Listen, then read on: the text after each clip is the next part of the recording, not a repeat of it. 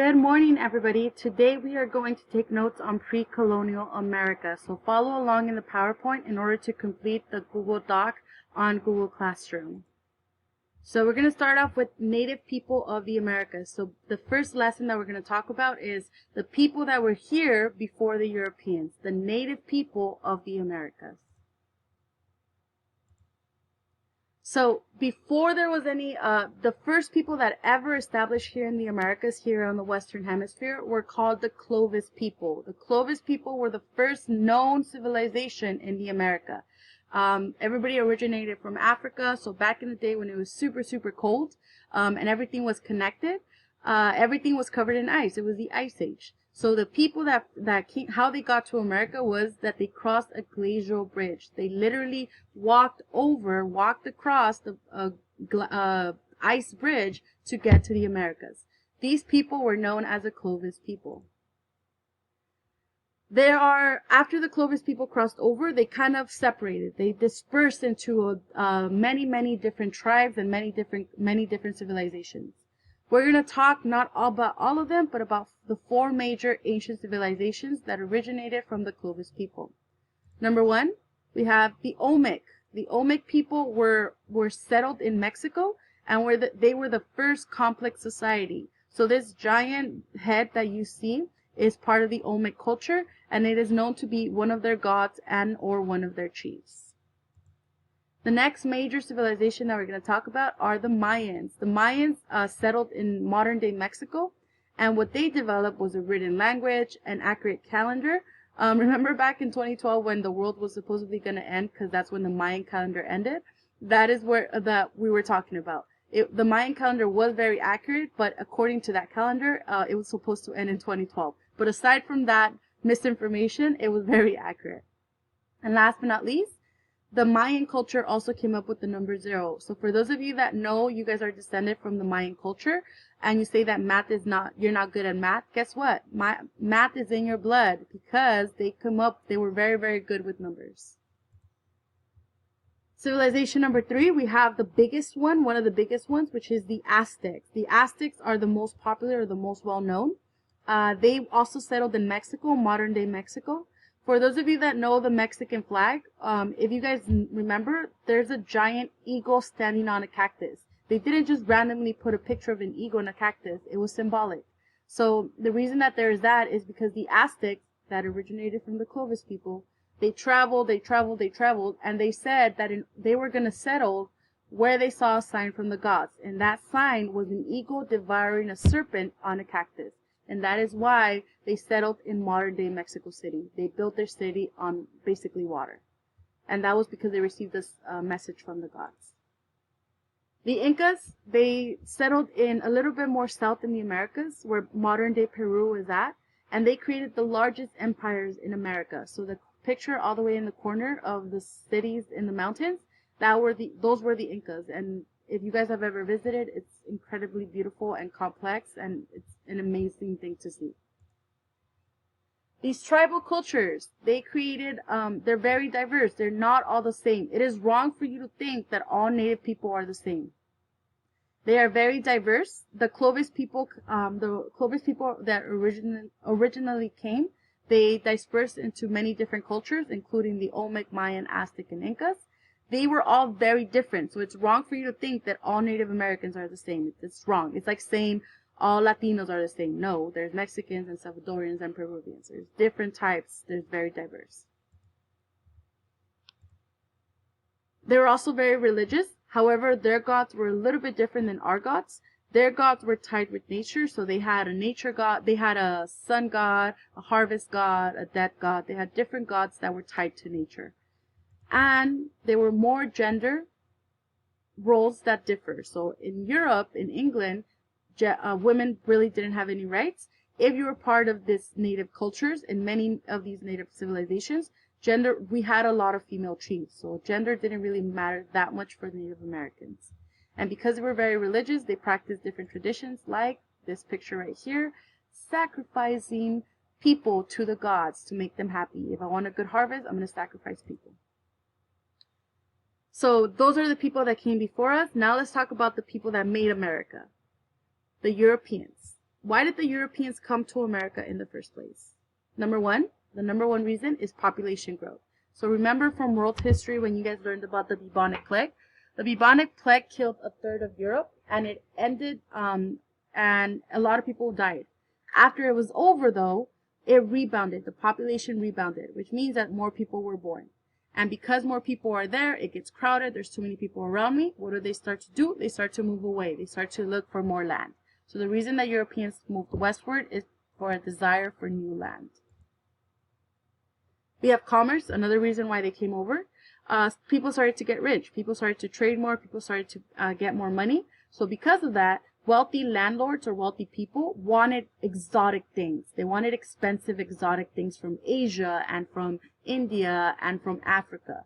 So what they did is that they paid explorers like Marco Polo to go out into the world and bring back exotic stuff, bring me back wealth. This increased trade and also motivated people to move westwards, to go out and explore new territories. Reason number 3, there was advances in technology. So because of new technologies, ships were getting better. So you were now able to travel longer distance, hence people being able to travel to the Americas westward.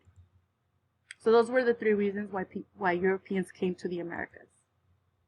One of the most famous people that we learned about when we were little is Christopher Columbus, this guy right here. He is famous because he had this bright new idea. Most people, remember, people wanted exotic things and travel and trade.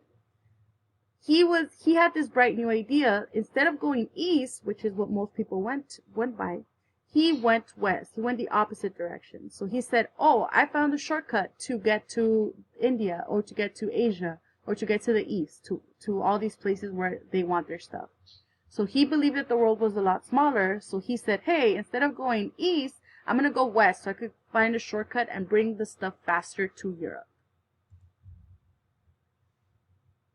When he first traveled, he needed money to travel. So what he did is that he asked Spain for money for his adventure.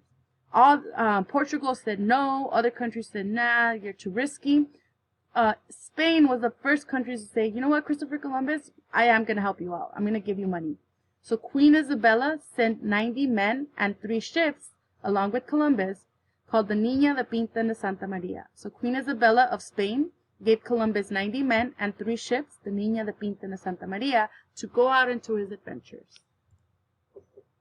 The first voyage, in his first voyage, he thought that he had landed on the East Indies, on the East Indians, hence him calling the natives Indians, because he thought he landed on the East Indies, which is in Asia. He actually landed in modern-day Cuba. So he thought that the world was a lot smaller. He thought he landed in Cuba. He thought he landed in the East Indies. He actually landed on Cuba. He believed that he had landed in Asia. It was not until Amerigo Vespucci, another explorer, that corrected him. He's like, you know what, Columbus, you're wrong. You didn't land on the East Indies. You discovered a brand new continent. That brand new continent is what is called America, the Americas today. Amerigo Vespucci, which is this explorer, was the one that said, you're wrong. So you didn't figure it out. So I'm just going to name this whole new continent after myself. So the Americas is named after the Amerigo Vespucci. He named the continent after himself. So we have discovered this brand new land, this brand new continent, the Americas. Because of that encouraged a lot of more conquistadores, which are explorers, to go out into the world and bring back a bunch of stuff to their countries. So the conquistadores claimed the New World for Spain. Remember Queen Isabella? To find God, gold, and glory. They wanted God, spread Christianity, gold, money, and glory. They wanted to make Spain the richest, most powerful country in the world. Hernando Cortés was a famous conquistador. He landed in modern-day Mexico, and because he used very brutal tactics to take over the natives, like spreading smallpox to the Aztecs. So he was able to conquer the natives through brutal tactics, and he also killed a whole bunch of them by exposing them to smallpox. This is a picture of smallpox. This is a picture of smallpox right here in the corner. So what were some of the effects of the Europeans coming over, the cultural exchange? 95% of the Mayan civilization died due to disease and war were brought over by the Europeans. New crops, though. New crops were introduced to the Europeans, so the Europeans didn't know about corn. The natives always used corn or maize. That was brought back to Europe thanks to the natives. And unfortunately, racial hierarchy. What I mean by racial hierarchy is that the Spanish thought they were better than the natives. The Spanish thought that they were on top. So in a racial hierarchy, the Spanish are on the top, the mestizos, or the mixed races, are in the middle, and the natives, the Native Americans, were at the bottom. So if you're a mestizo, you were born from a Spanish father, most likely, and a Indian mother. That makes you a mestizo, a mixed race. And you are not at the top, but you're also not at the bottom. You also have African Americans. The slave trade began even before the Europeans came, so there were slaves even before Europeans, so they didn't invent the concept of slavery. In African, tribes captured their enemies and sold them to Europeans for goods and weapons. So that happened in Africa. Now we have the people that we care about, the English. The English is where America started. Many English people wanted to leave Europe's troubles behind, and because remember it was overpopulated, there was not that much food, they just wanted a fresh start. There was also religious incentives as to why the English came. The religious incentives were that Martin Luther challenged the Catholic Church. This is all world history. And also the English Reformation. Their religion was being attacked in Europe, in England, so they wanted to leave it behind and explore new things. So that's why the English came. The English were not the only ones to come though. The French and the Dutch came as well. The French were the first to trade with the Indians. They were a lot nicer than the English. They actually saw them as people. Some of them even married the Native Americans. Some of the French married the Native Americans. And they focused on trade and fur. The Dutch, they were most focused on trading. They landed in modern-day New York, and they named it New Amsterdam. So New York used to be named New Amsterdam. Fun fact. But we don't care about them. We care about the English, because that's where America came from. So the first English settlement was called, the first successful English colony, a colony is kind of like a city, was called Jamestown. Jamestown was the first colony to survive in the New World. There was many failed attempts before, so many colonies had died before, but Jamestown was the first one to survive, and that's where the United States came from. One of those colonies that died, that we're going to learn more about in the assignment, is Roanoke Island. Roanoke Island was established by Sir Walter Raleigh. He was a person from England, and he received a grant or money from Queen Elizabeth to explore this new land, and he landed in Roanoke Island, this island right here, and named it Roanoke Island. The whole town, the whole area where Roanoke was located in Virginia, and they named it after the Virgin Queen, after Queen Elizabeth. Roanoke Island was a colony established in 1587. In it was 91 men and 17 women, so about 117 people. 2 of those women were pregnant, and they were the first, those pregnant women gave birth to the first Americans. They left, Sir Walter Raleigh and John White, the commander in charge, left the island because they were running out of supplies, so they went back to England and said, hey, we're going to come back, we're just going to go get more stuff for Roanoke Island. So they left for 3 years, but when they returned back to the island, it was completely disappeared. It was lost. It completely vanished. There was no people, no animals, no tree, no houses, no fences. It was like nobody ever existed.